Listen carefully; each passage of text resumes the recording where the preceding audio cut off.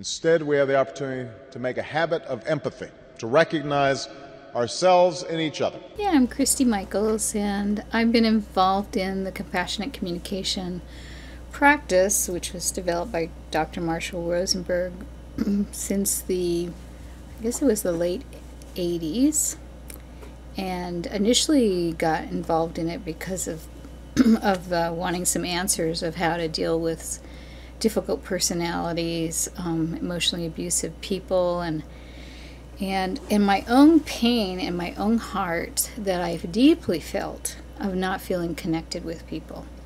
And it was intolerable to me. And I saw the magic that came from connection as I began to get introduced to Marshall Rosenberg's work. Yeah, empathy is unbelievably powerful. It is so simple, and I thought, how could something so simple have such a dramatic effect? Until I was in a upset one day, and my coworker turned to me and just started to give me some empathy. He wasn't agreeing with me in terms of the way I was thinking or the position I was holding. He was just giving me empathy for how hard it was, how difficult things were going for me in that moment, in that time. And there was something magical that happened with that empathy. I shifted into another space. I filled up with love. I filled up with the caring and attention that I was getting. And it gave me freedom from the egoic grip that my mind had wrestled me into this corner, which was like a huge, intense suffering. And just giving me empathy for where I was at and what I was going through in that moment, and saying, I understand, I can feel for you, I care, I'm here, I'm listening, I'm acknowledging that this is not easy for you. Whew, it was huge.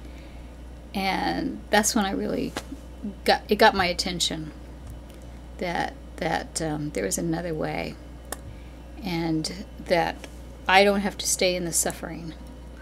The suffering was, but it's like when you get caught in it and you're stuck in it, you feel like, how do you get out of it? Because it feels like a voice of authority in my head that's telling me that I'm no good, or I'm not effective, or I'm not going to make a connection, or I'm not going to win here, or I'm not, whatever my thought is.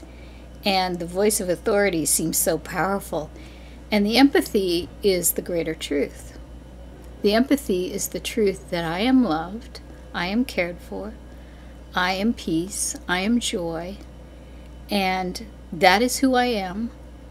And when I allow myself to give myself some empathy for the piece of love that I am, instead of the piece of, what, that I think I am, then I move into a place where I become empowered to actually take some action that gives me peace in my life.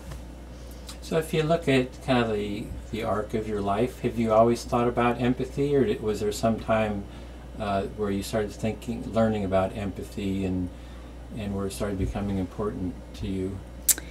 Yeah. When I heard Marshall Rosenberg's story about dealing with teenage boys, and I had a child who was going into her teenage years, and I was around teenagers, and I'd heard these stories about teenagers and how hard they were to deal with. It's like, okay, how am I going to handle this? Because it was a handful.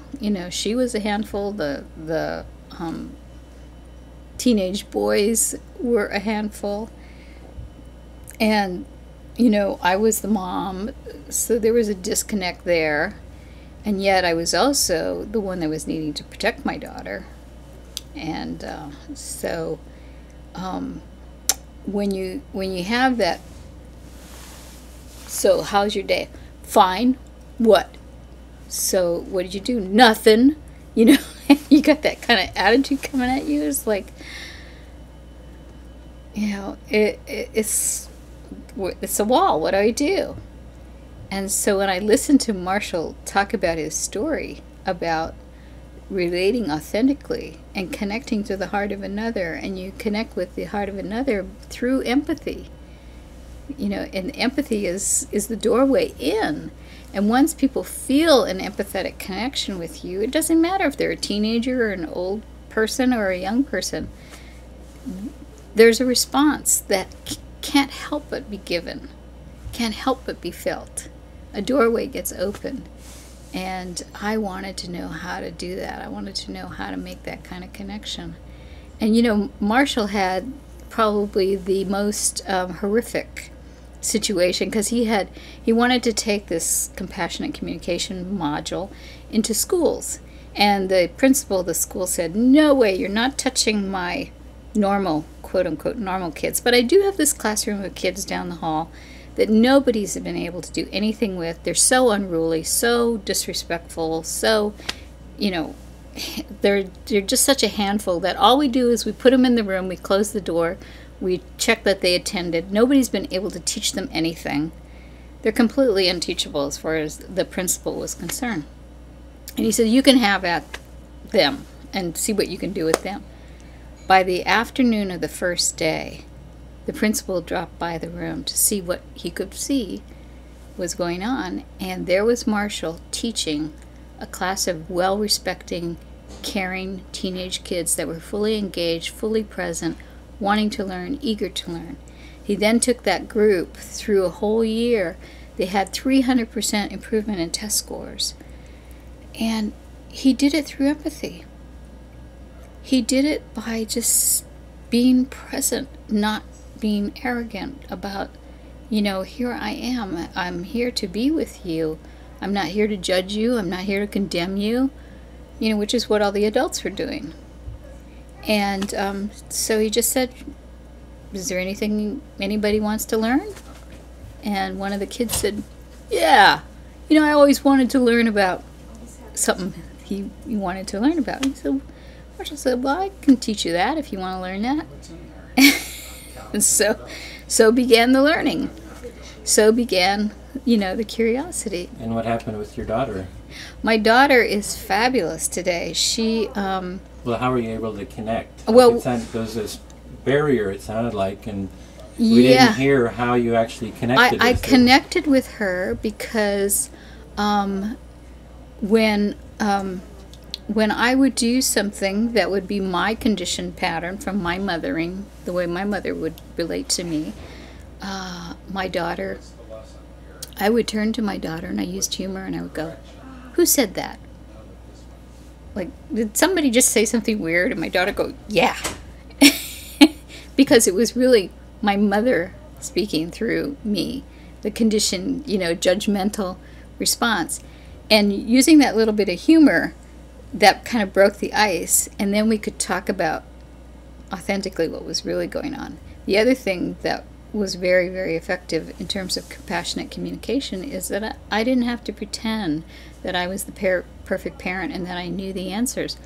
When I made a mistake, I was honest with my daughter. I made a mistake, because in the world of compassionate communication, it isn't about right and wrong, good and bad. It's about, being truthful and honest about who you are and what's going on. And it's a non-judgmental, non-dualistic point of view. So if you're not judging, then you can tell the truth. That wasn't as best a choice. That choice that I made of how I handled that situation with you, I didn't make a good choice. And I could be honest with her. And she told me later, when she got to be an adult, that ability for me to tell her honestly that I made a mistake and that I wanted to do it differently, and I didn't do it, and obviously there was consequences to that behavior, and really strengthened her and gave her permission to make mistakes, so that when she had problems, and dealing with things, she could see that it would be okay to make a mistake. People make mistakes, and we make some choices that we wished we hadn't made, and we have regrets, and they bring up feelings. And see the world through other people's eyes. Empathy is a quality of character that can change the world.